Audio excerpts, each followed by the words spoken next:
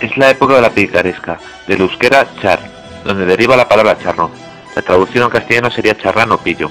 El mejor ejemplo de nuestra comarca son las charradas, que nos hablan de la vida del campo mundana, en su mayoría de la vida religiosa o de historias pasadas en las guerras. Libros como El Lazarillo de Tormes y numerosas canciones nos describirán la vida de los pueblos como Si echas el surco Linejo, El Carto San Muñoz, Charro Verdadero, Villavieja de Yeltes y Moral de Castro, Los Vaqueros, Retortillo, Boadas, Epocludari y Rodadas Viejas, Popó, Ropó, Sancho de la Sabada, Romance de Andarique, San Muñoz y los Charafalos de Villavieja de Yeltes, Manuel Francisco de Rodaviejas, La Pelayona de Boadilla.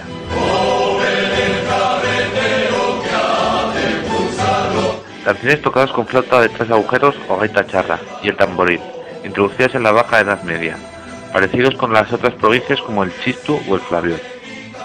Los mayores detalles de esta época los traza el Marqués de Ensenada, elaborando un interrogatorio de todos los pueblos castellanos, de 40 preguntas, averiguando a gran escala sus habitantes, propiedades, territoriales, edificios, ganados, oficios, rentas, censos, arbolado, etc., de todos los municipios españoles. En 1755, a las 9:30 de la mañana, horario de misa, un terrible terremoto asoló nuestra comarca. Una de las torres existentes de la Catedral de Ciudad Rodrigo se vino abajo, y la joven Catedral de Salamanca sufrió graves desperfectos, incluso poniéndola en peligro.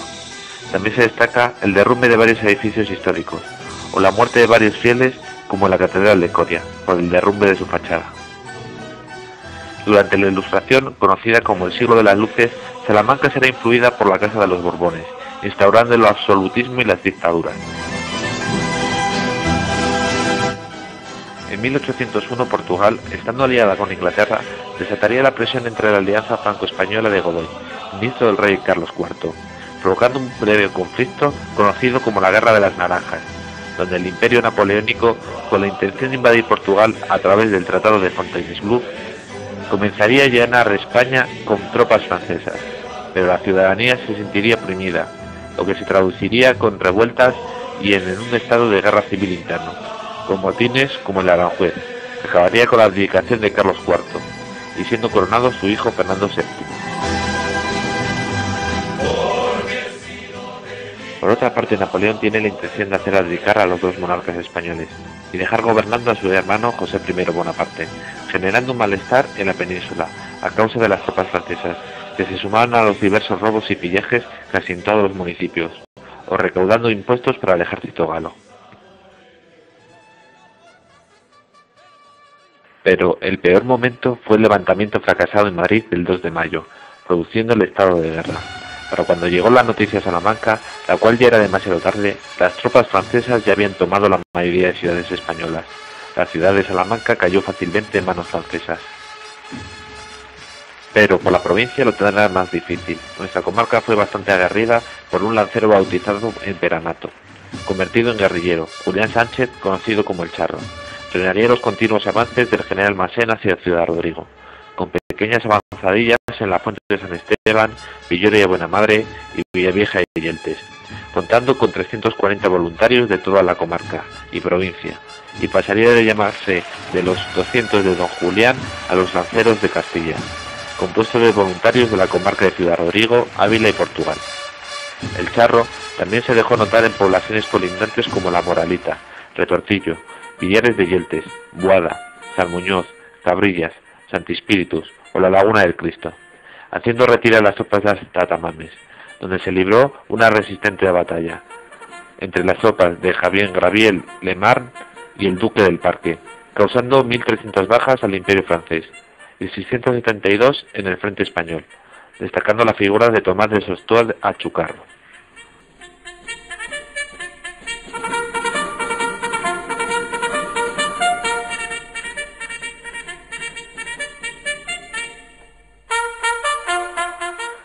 Esta batalla, sin embargo, sería inútil tras las derrotas en Ocaña, Ciudad Real y Alba de Tormes.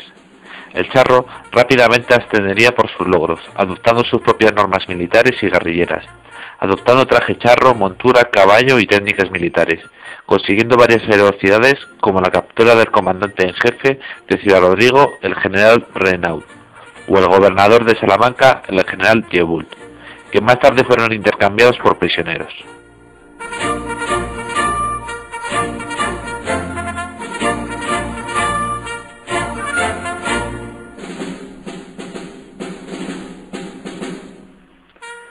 Entre los años de 1810 al 1812, Junot, Ney y Massena consiguieron anexionar a sus territorios el resto del oeste salmantino, sitiando las fortificaciones de Ciudad Rodrigo, Almeida y el fuerte de la Concepción. Las tropas llegaron a anexionar sus territorios hasta la sierra de Busaco, en Coimbra, poniendo freno en Rolisa, Vimeiro y Torres Vedras, cercanas a Lisboa, y haciéndoles retroceder con la ayuda del ejército inglés del general Wellington y Picton hasta la frontera española, consiguiendo librar Fuentes de Oñoro, Fuente Grinaldo, Robleda, El Bodón, recuperando Ciudad Rodrigo, el fuerte de Concepción y parte de la comarca. Napoleón reemplaza a Massena por Marmont, por las pérdidas a manos de los ingleses lusos y españoles. Algunas localidades tomaron represalias, por ejemplo la quema de lugareños en la iglesia de Santi Spíritus por parte de los franceses.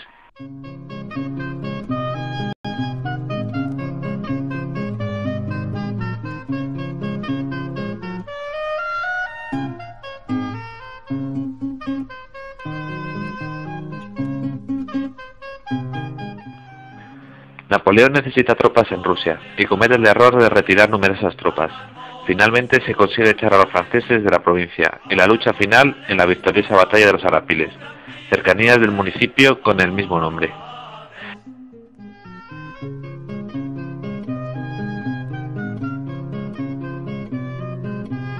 Para almorzar les dispuso un gran pisto de tomates y tanto les dio que los fastidió, llegando así el pronunciamiento en Cádiz de la Constitución española.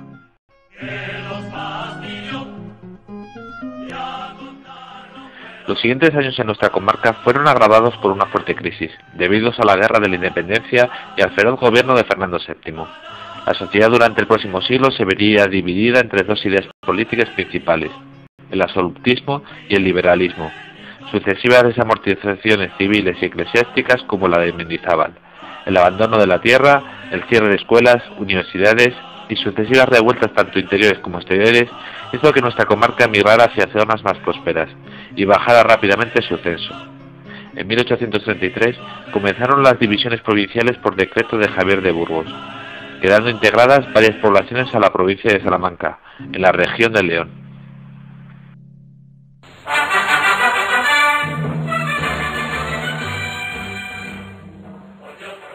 Fueron las diversas batallas que hizo empeorar la situación de la comarca, varias guerras civiles y coloniales, como pequeñas expediciones carlistas, las cuales se enfrentaron en Villavieja con tropas de Tomás Rodríguez Pinilla, un diputado salmantino entre 1854 y 1856, revolucionario, catedrático y escritor de obras de reconocido mérito, el cual definía a los salmantinos con un pensamiento krausista.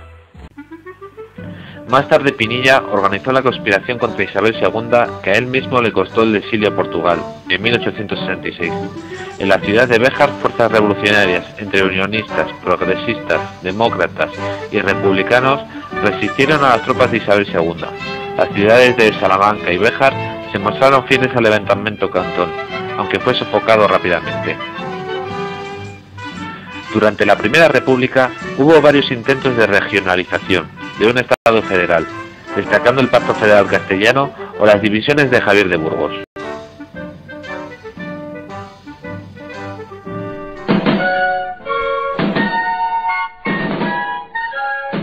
Los siguientes años, un golpe de Estado proclama la restauración borbónica. Salamanca es ayudada por la Revolución Industrial tardía, y la comarca presenta una leve recuperación económica y demográfica, gracias a grandes obras como la vía férrea, entre Pociño y la Fuente de San Esteban, y pequeñas obras como la reconstrucción de torres, campanas, iglesias, usándose con mucha frecuencia como revestimiento en viviendas los hornos de cal para su revestimiento.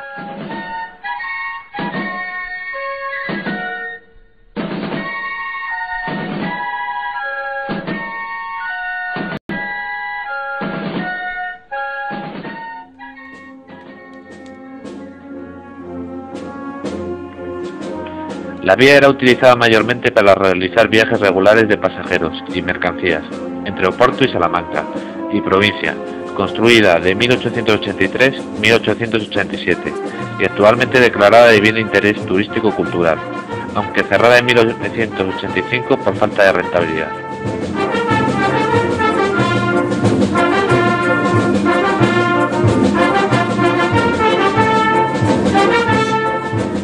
Otras vías también favorecen la riqueza de la zona, como los 124 kilómetros entre Salamanca y Fuentes de Oñoro, construida en 1886, y la llegada del automóvil hace que numerosas vías de carretera se modifiquen y se restauren con pavimento.